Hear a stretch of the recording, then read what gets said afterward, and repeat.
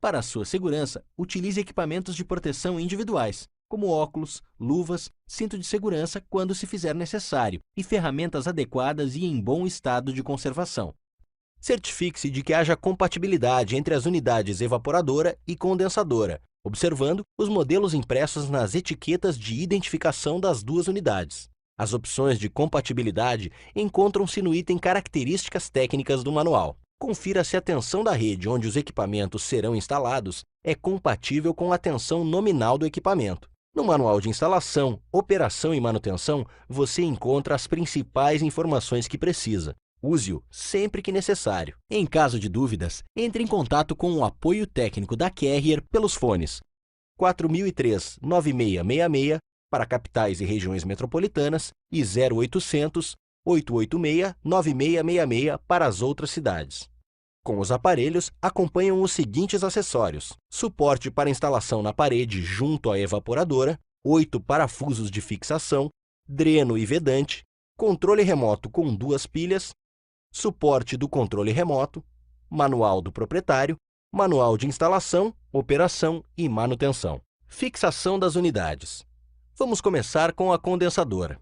Ela possui o componente responsável pela troca de calor com o ar externo, chamado de condensador. Por isso, deve ser instalada no ambiente externo. Ela deve ser posicionada em um local onde não haja circulação constante de pessoas, um lugar seco e o mais ventilado possível. Que não fique perto de fontes de calor ou vapores, exaustores ou gases inflamáveis e que não fique exposta a ventos predominantes, chuva forte, umidade e poeira excessiva.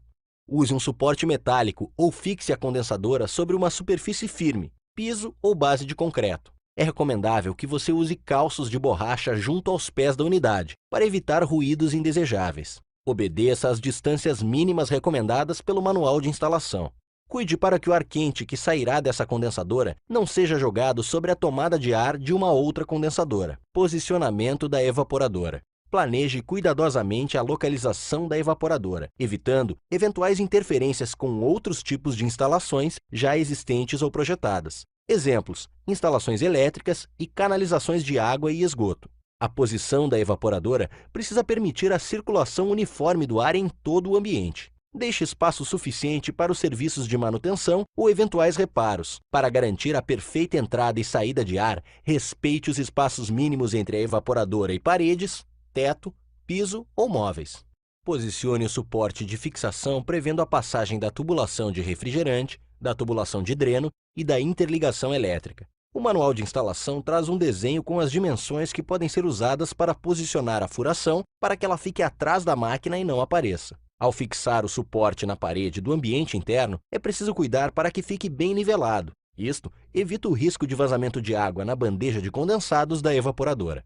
Interligação das unidades, tubulações de refrigerante, elétrica e dreno.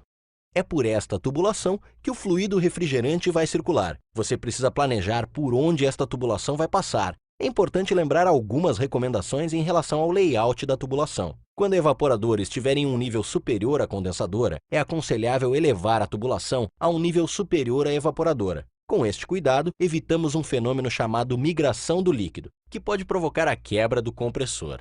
Quanto aos comprimentos, temos o linear e o equivalente. O comprimento linear é a soma dos comprimentos de cada trecho reto. Na instalação do sistema de 9.000 BTU por hora que estamos demonstrando, o comprimento linear, ou real, é de 3,5 metros. Para o cálculo do comprimento equivalente, temos que contar o número de curvas.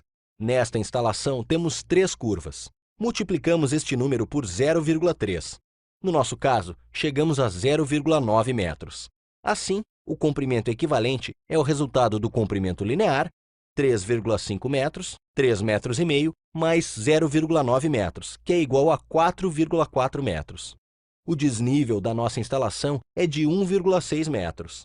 Agora, veja se o comprimento equivalente e o desnível que você calculou estão dentro dos limites permitidos para o equipamento.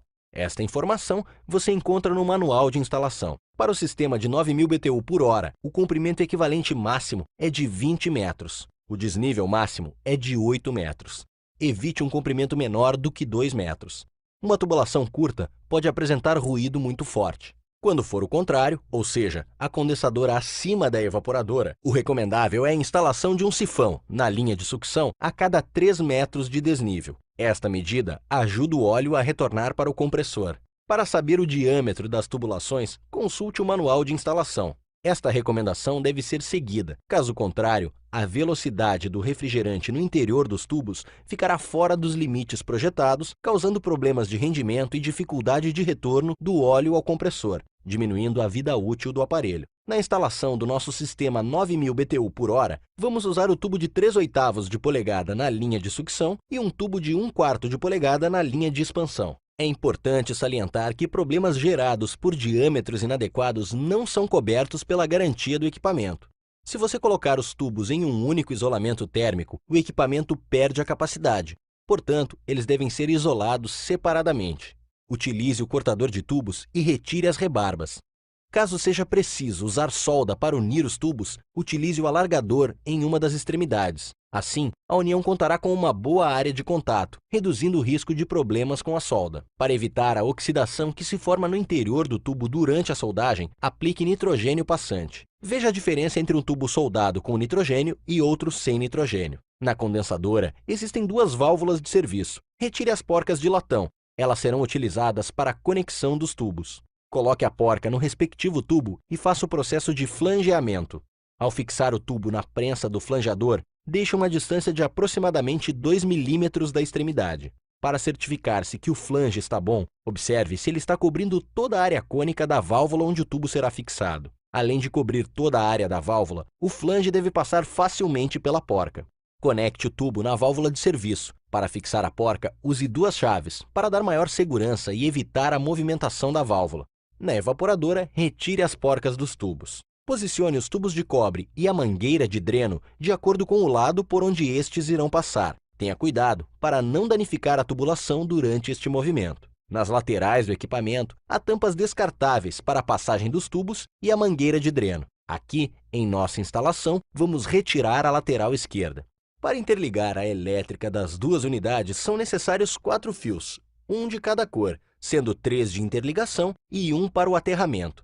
Esta informação consta no diagrama de interligação do manual, assim como as recomendações para a seleção dos cabos. Recomendamos a utilização de terminais para a conexão dos cabos elétricos. Para este tipo de equipamento, é fundamental o aterramento correto das unidades. Conecte os cabos na borneira. Faça os flanges nos tubos de interligação. Verifique se o flange cobre a área das conexões. Lembre-se de usar 2 chaves para a fixação das conexões. Conecte a mangueira de dreno a uma rede para a saída da água condensada na evaporadora. Não esqueça que a drenagem é por gravidade, por isso, cuidado com o nivelamento da evaporadora e evite que a mangueira fique dobrada ou em um nível acima da bandeja da evaporadora. Para trechos longos, é recomendável que a rede de drenos seja feita em tubulação PVC. Na parte interna, você pode usar uma calha para melhorar o visual da instalação. Faça um teste de drenagem, colocando água na bandeja da evaporadora. Verifique se o escoamento é completo.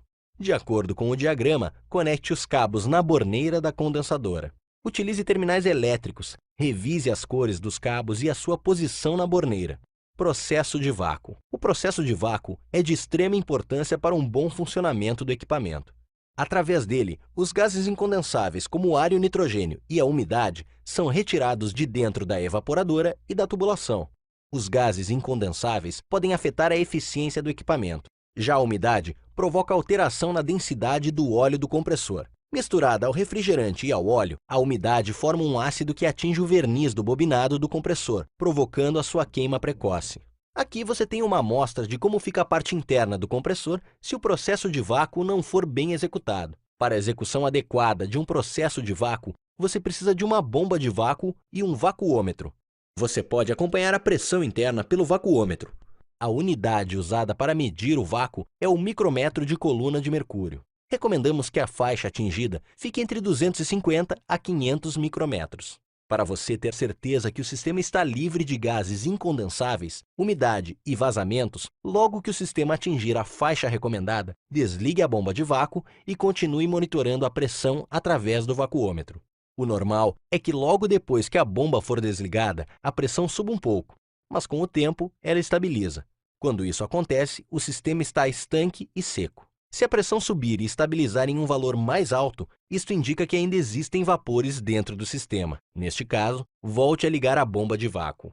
Se após 2 horas a pressão não estabilizar em nenhum ponto, o sistema possui algum tipo de vazamento. Para identificar um ponto de vazamento, utilize nitrogênio. Primeiro, certifique-se de que as válvulas de serviço da condensadora estejam bem fechadas. Instale o manifold conectando o cilindro de nitrogênio ao sistema.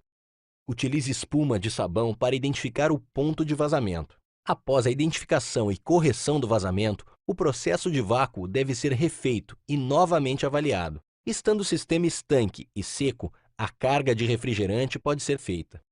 Carga de refrigerante. O X-Power utiliza como refrigerante o R410A, uma mistura que não destrói a camada de ozônio. Alguns cuidados devem ser tomados na sua utilização. Ele não deve ser misturado a outros refrigerantes como o R22. Na instalação, não deve haver resíduo de óleo mineral, pois o R410A somente é miscível com óleo poliéster. As pressões do R410A são 60% superiores às do R22, por isso, a tubulação deve ter a espessura recomendada. Para evitar contaminação, utilize manifold dedicado próprio para R410A, com conexões adequadas. Por ser uma mistura, o R410A deve ser sempre carregado na forma líquida por peso. As unidades condensadoras saem pré-carregadas com refrigerante suficiente para uma tubulação de interligação de até 7,5 metros. Para definirmos a carga, precisamos saber o comprimento linear ou real. Na nossa instalação, temos um comprimento linear de 3,5 metros, menor do que 7,5 metros. Neste caso, não é necessário fazer uma carga adicional. Basta abrir as válvulas de serviço. O refrigerante levará alguns minutos para estabilizar dentro do sistema. Portanto, só ligue o equipamento após 3 minutos da abertura das válvulas. Nos casos em que o comprimento linear ultrapasse os 7,5 metros, você deve calcular o comprimento excedente. O comprimento excedente é o resultado do comprimento linear menos 7,5 metros. Por exemplo, se você tiver a instalação de um equipamento 9.000 BTU/hora com 10 metros de comprimento linear, então você terá 2,5 metros de comprimento excedente. Veja no manual de instalação a carga adicional. Para saber a quantidade de refrigerante que você precisa adicionar, multiplique o comprimento excedente pelo valor disposto na tabela. Pegando o exemplo que acabamos de ver, multiplique 2,5 metros por 20 gramas por metro, ou seja, você deve adicionar 50 gramas de refrigerante. Vamos aos procedimentos para fazer a carga adicional. Conecte a mangueira de serviço do manifold. Purgue as mangueiras do manifold. Pese o cilindro com a carga. Deixe entrar as 50 gramas de refrigerante. Abra as válvulas de serviço. Aguarde 3 minutos para que a pressão estabilize. O equipamento está pronto para funcionar. Testes de funcionamento. A alimentação elétrica deve estar protegida por um disjuntor com a capacidade indicada no manual de instalação. Nos locais onde a alimentação for de 220 volts entre as fases, o disjuntor deve ser bifásico. É importante que ele esteja devidamente identificado.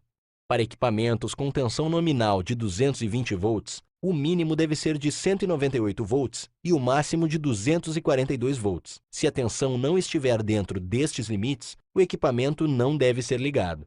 Ao ligar o equipamento, acerte a temperatura desejada. Quando o compressor começar a funcionar, verifique se não há ruído excessivo. Confira o rendimento medindo a temperatura do ar na entrada e saída do equipamento. Faça este teste depois de 20 minutos de funcionamento. A diferença entre estes dois valores deve estar entre 8 e 12 graus Celsius. O cliente deve ser orientado sobre a forma correta de utilizar o equipamento. Explique que o equipamento possui a função autodiagnóstico, que ajuda a identificar eventuais problemas. Recomende ao cliente as principais ações preventivas, como verificação e limpeza do filtro e a revisão periódica feita por uma empresa credenciada. A aplicação de todos os procedimentos que você viu aqui proporcionará ao equipamento seu melhor funcionamento. E assim, o cliente aproveitará ao máximo todos os benefícios da alta tecnologia do X-Power Inverter.